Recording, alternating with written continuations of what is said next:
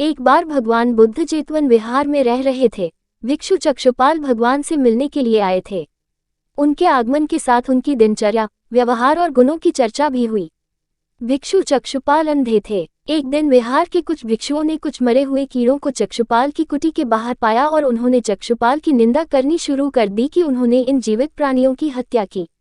भगवान बुद्ध ने निंदा कर रहे उन भिक्षुओं को बुलाया और पूछा कि क्या तुमने भिक्षु को कीड़े मारते हुए देखा है? उन्होंने उत्तर दिया नहीं। इस पर भगवान बुद्ध ने उन साधकों से कहा कि जैसे तुमने उन्हें कीड़ों को मारते हुए नहीं देखा, वैसे ही चक्षुपाल ने भी उन्हें मरते हुए नहीं देखा और उन्होंने कीड़ों को जानबूझकर नहीं मारा है, इसलिए उनकी भर्त्सना करना उचित नहीं है। भिक्षुओं ने इसके बाद पूछा कि चक्षुपाल अंधे क्यों हैं? उन्होंने इस जन्म में अथवा पिछले जन्म में क्या पाप किए?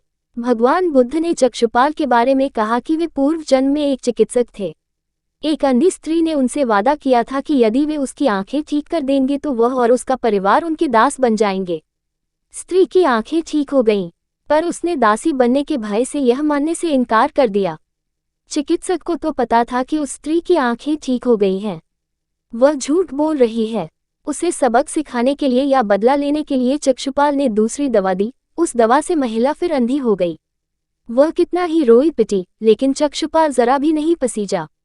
इस पाप के फलस्वरूप अगले जन्म में चिकित्सक को अंधा बनना पड़ा।